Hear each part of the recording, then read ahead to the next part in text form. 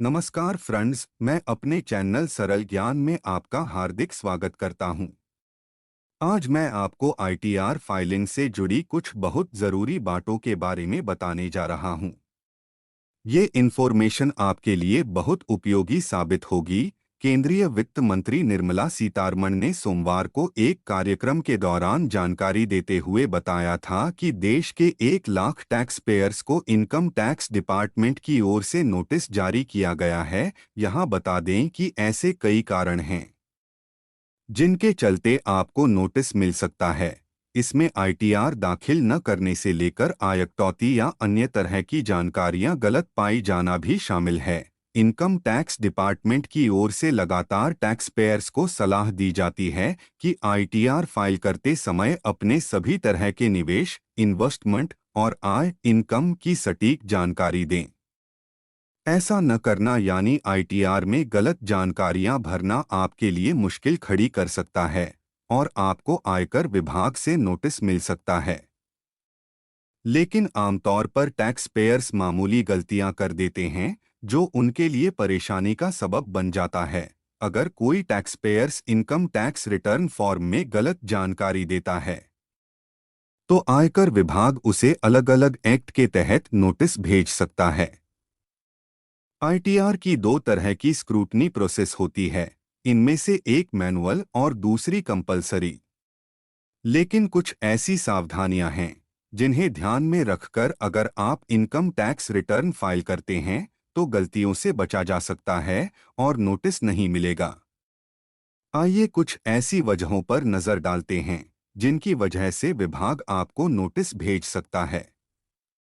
ITR नहीं file करना। Income tax विभाग कई बार आईटीआर नहीं दाखिल करने के लिए भी टैक्स पेयर्स को नोटिस भेजता है। अगर आप टैक्स स्लैब में आते हैं तो आईटीआर भरना अनिवार्य है।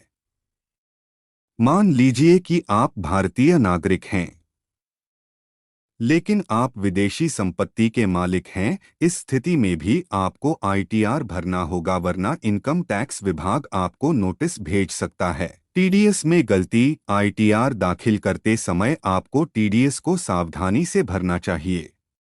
अगर भरा गया टीडीएस और जहां वह जमा हुआ है उसमें अंतर दिखता है तो आयकर विभाग की तरफ से आपको नोटिस आ सकता है। इसलिए आईटीआर भरने से पहले ये पता कर लें कि आपका टीडीएस कितना कटा है। अघोषित आय। एक वित्त वर्ष में आपकी कितनी कमाई है ये आपको आईटीआर में बताना होता है। साथ ही निवेश की जानकारी भी देनी होती है। ऐसे में अगर आप निवेश से होने वाली कमाई को छुपा लेते हैं तो आपको नोटिस आ सकता है। नोटिस से बचने के लिए आप अपने बैंक से इंटरेस्ट का स्टेटमेंट मांग लें और उसे आईटीआर में डाल दें। इसके अलावा किसी अन्य सोर्स से भी प्राप्त इनकम के बारे में जरूर जानकारी दें। आईटीआर रिटर्न में गलती। इनकम टैक्स रिटर्न फाइल करते समय कई बार लोगों से गलतियां हो जाती हैं। लोग जरूरी डिटेल्स भरना भूल जाते हैं। अगर ऐसा होता है तो आयकर विभाग नोटिस भेज सकता है। इसलिए अपने आप भरने के अलावा आप किसी प्रोफेशन से ही आईटीआर भरवा सकते हैं। डेडलाइन का न करें इंतजार। आईटीआर में सही जानकारियां दर्ज करने की सलाह देने के साथ ही इनकम टैक्स विभाग की ओर से ये भी लगातार कहा जा रहा है कि आईटीआर फाइलिंग की लास्ट डेट का इंतजार न करें और जितना जल्दी हो सके इस काम को निपटा लें। आईटीआर दाखिल करने के लिए अभी भी 5 दिन का समय बाकी है। आयकर विभाग की ओर से इसकी डेडलाइन 31 जुलाई 2023 निर्धारित की गई है। दरअसल आखिरी मिनट में टैक्स फाइल करने के दौरान गलतियों का खतरा बढ़ जाता है। यहाँ एक बात ध्यान में रखें कि अगर आपको इनकम टैक्स का नोटिस मिला है तो इसका मतलब ये बिल्कुल भी नहीं है कि आपने कुछ गलत किया है। एक नियमित पूछताछ हो सकती है या कुछ वित्तीय लेनदेन पर स्पष्टीकरण की जरूरत होने पर आपको नोटिस दिया जा सकता है। नोटिस मिलने के कई कारण। इनकम टैक्स अधिकारी कई कारणों से नोटिस जारी कर सकते हैं, जिनमें टैक्स रिटर्न दाखिल न करने से लेकर व्यक्ति द्वारा दाखिल आईटीआर में बताई गई आय की जांच करना शामिल है।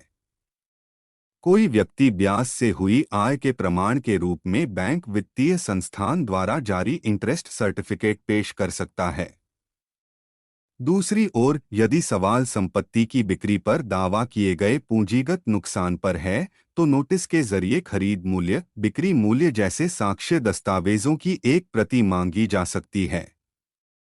घबराएं नहीं, पहला और सबसे महत्वपूर्ण कदम शांत रहना है और घबराना नहीं है। आपको इनकम टैक्स का नोटिस मिलना डराने वाला हो सकता है, लेकिन घबराने के बजाय संयम बरतना जरूरी है। इसलिए बेहद जरूरी है कि टैक्स नोटिस के पीछे का कारण समझें। आयकर विभाग अपने नोटिस में समय सीमा के साथ मूल मुद्दे के बारे में विस्तार से बताता है। नोटिस को वेरीफाई करें। आपके लिए ये सुनिश्चित करना जरूरी है कि आपको मिला नोटिस वास्तविक है और संवेदनशील वित्तीय जानकारी प्राप्त करने का कोई जाल तो नहीं है। आप आधिकारिक आयकर विभाग की वेबसाइट पर जाकर नोटिस की प्रामाणिकता को जांच कर सकते हैं। नोटिस का कारण समझें। आयकर विभाग से नोटिस जारी होने का निर्धारण करने के लिए इसमें दर्ज की गई जानकारियों को ध्यान से पढ़ें और बारीकी से इसे समझें। आपको दिया गया नोटिस आईटीआर भरने के दौरान कम बताई गई इनकम, कर भुगतान में विसंगतियों, कुछ फाइनेंशियल ट्रांजैक्शन का खुलासा न करने या किसी अन्य कर संबंधित मामले से संबंधित हो सकता है। फ्रेंड्स, आशा करते हैं कि आपको हमारा ये वीडियो पसंद आया होगा। कृपया हमारे ये वीडियो को लाइक करें और चैनल को सब्सक्राइब करना ना भूलें। धन्यवाद।